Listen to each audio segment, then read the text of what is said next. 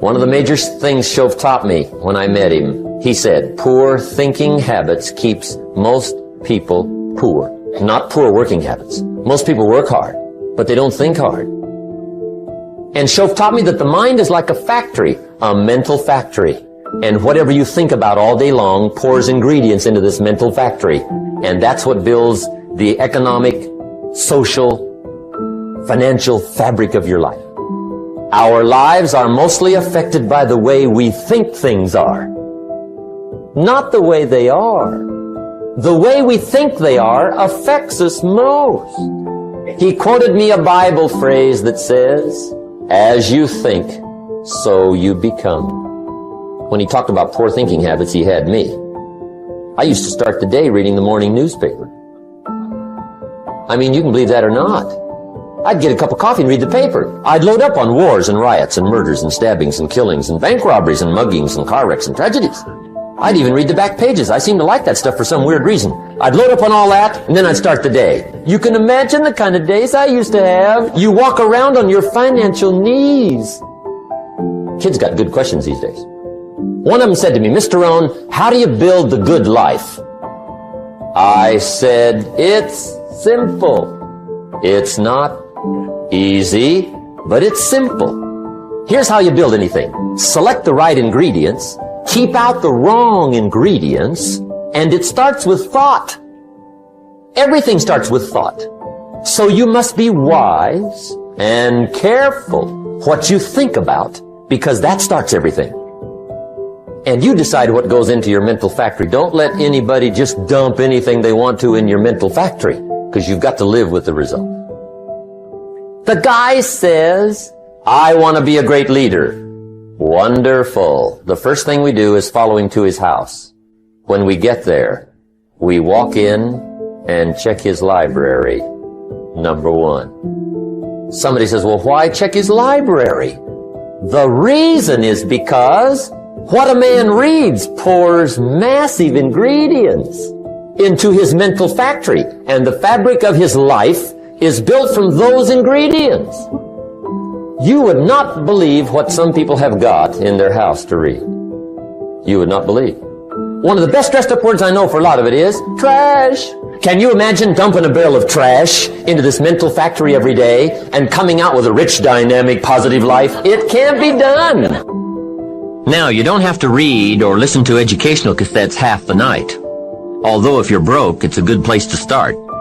But here is all I ask, just 30 minutes a day. That's all. Stretch it to an hour if you can, but at least 30 minutes. Half rich isn't bad. 30 minutes. Hear or read something challenging, something instructional, at least 30 minutes a day. And here's the next key. Every day. Don't miss. Miss a meal, but not your 30 minutes. Hey, you can get along without some meals, but you can't get along without some ideas, examples, and inspiration. How easy is it to get up in the morning when you know you're not doing all that it takes? It's not very easy at all. You can just lay there awake thinking, oh, what's a few more minutes in bed? It won't matter much anyway.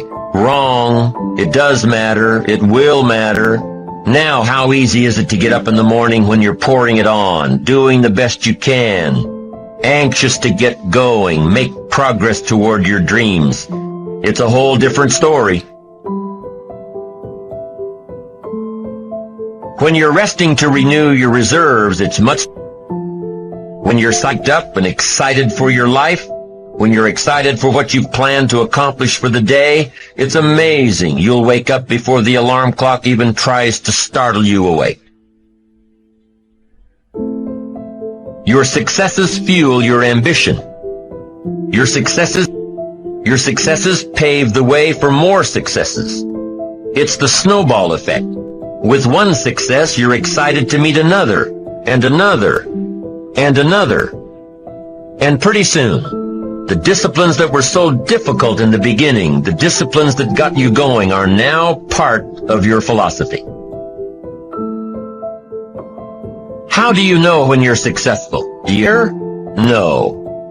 All we ask of you is that you earn all you possibly can. If you earn $10,000 a year and that's the best you can do, that's enough. God and everything else will see to it that you're okay. The key is to just do the best you can. If it's 10,000 a year, wonderful. If it's 1 million a year, wonderful.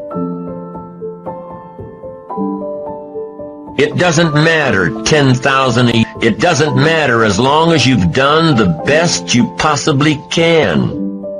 Earn the most you possibly can. Be the most you possibly can. And here's why. The essence of life is growth. The essence of life is growth, to do the best you can. We keep growing until we're done. Get around successful people and listen. Now, you can also learn from unsuccessful people. Take notes on both. Negative and positive. On the negative, the notes are called What Not to Do. And you got to learn what not to do as well as what to do. So learn from the negative as well as the positive. Find out what poor people read and don't read it. But now you can also learn from the positive. Get around successful people. Listen to what they say. Listen to how they say it. It's important. We've all got about 16 waking hours. Practice listening those 16 hours. And I say practice listening because listening isn't easy. I found out it's easier to talk than it is to listen. But if you will practice listening the 16 hours you're awake, sure enough, from surprising sources comes great ideas. Now, here's some of the best advice I've got for the whole evening. It won't get any better than this. This is it. Poor people ought to take rich people out to dinner and listen. That's some of the best I got.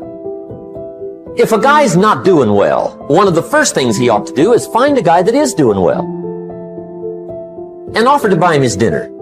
Spend $50, $60, $80, $100. Go for the full 9 course. Start him on the juices and hors d'oeuvres. Get him started talking. The salad takes 15 minutes. Keep it rolling. Biggest steak in town takes 45. Keep it rolling. Pour on the dessert. Stretch that meal out about 2 hours. If you get a successful person to eat and talk for 2 hours, they're liable to drop ideas in your lap, change your life. Multiply your income by 2, by 3, by 5. Let's say you're opening up a restaurant specializing in fresh seafood. You're all excited to get going, get the money coming in instead of it all going out. You're all excited. So because you're all excited, you want to open early. Your impatience gets the best of you. And so you do open before your scheduled grand opening. Customers start coming in. They're all excited about this new great restaurant. And everybody wants some fresh seafood. They're all ordering fresh seafood from the menu. But now you panic. You haven't got any. You're not ready. The fresh seafood shipment won't come in for a week. Impatience has just killed the restaurant. Now let's say you've got a great new product that's scheduled to come out on the market in the next several months. Everything's going according to plan, so you start planning your ads, start planning big public relations events. You're so sure that it's going to happen that you set a date. The engineers told you that the product's not ready, but you're sure it will be. You start planning everything, invite lots of people, influential people, buyers of your product. You're so excited that you went ahead without the product actually being done. Come the week of the grand unveiling, the engineers come to you and say it still doesn't work. Your impatience just lost you credibility in the marketplace. That's number one. Be patient in knowing the difference between when the opportunity is right and when more work needs to be done. Here's number two. Remain alert, even if opportunity doesn't come right away. Make sure that your patience allows you to keep your eyes open and ready for opportunity. Keep looking. Be patient. Number three, keep preparing for opportunities, even if there's a delay. Even if things aren't going just the way you think they should, keep your disappointments at bay and keep getting ready for opportunities. Be prepared. Always be prepared. Don't let impatience allow you to give up. Number four, impatience. Take the little setbacks in stride. Take the little successes in stride. Don't let small disappointments discourage you. Don't let the little successes delude you. Avoid the emotional roller coaster that will always disrupt your plan. Number five, If you're waiting on the decisions of others, be patient. You cannot control the decision-making abilities of others. You cannot control their timing. If your project was to come up before the board in one meeting and time ran out, and they moved your project to the top of the agenda for the next meeting, be patient. Don't be frustrated about what you have no control over. And number 6, take a vacation from your ambition. If you've been working day after day, week after week, month after month without a break, take a vacation from your ambition. The patient person, secure in their ambition, knows that the drive and ambition will still be there, even after some time off. As a matter of fact, with some time off, the ambition will have a stronger pull than ever when you come back to it. Persistence is patience in action. Persistence is creative, always looking for new opportunities. Persistence is courageous. It doesn't give in to fear. Persistence is hopeful. It doesn't let discouragement through the door. Persistence is positive. It keeps you on track with your plans and your goals. And the last thing that persistence is cheerful. Not gloomy, cheerful. Time is the mightiest force in the world, or even in the universe. Why would you ever choose to fight time when you could have time on your side? Who wouldn't want to harness the great river of time that flows through all of life? Why wouldn't you want to use the power of time to generate power in every area of your existence? To turn the turbines of your hopes and dreams, to charge your every aspiration with lightning bolts of electricity. Well, there is only one way to make time work for you, not against you. And that's with patience. True patience is more than just a waiting game. Patience doesn't mean you sit around hoping for something to happen. Patience is not a passive quality. Don't concentrate on things you can't influence. Instead, focus on things you can control. It's strange, but young people have a much more difficult time with patience than people who have more experience in the world. It seems like the older people get, the more able they are to wait, despite the fact that sometimes they have considerably less time to wait in. You could argue that older people ought to learn how to act quickly and decisively, while younger people need to learn how to wait. When you're young, you really have just about all the time in the world, and you just can't wait to use it. For a young person to have patience is a rare and powerful thing. How can we explain that impatience of the young? Maybe it's because when you're a teenager, or in your early 20s, 1 year seems like a very long time. 5 years seems like forever, and 10 years is almost more than you can possibly imagine. But more mature individuals can actually look back 10 or 20 or even 30 years. And they can use the knowledge they've gained to create patience and a sense of perspective. A patient man is always richer than the impatient one because the patient man can always afford to wait. The patient man is never desperate. The patient man has time to spare, while the man in a hurry is always on the verge of bankruptcy as far as time is concerned. In any situation you can think of, impatience is a source of weakness and fear, while patience is substance and strength. Here's the formula for success and the formula for failure. Here's the formula for failure.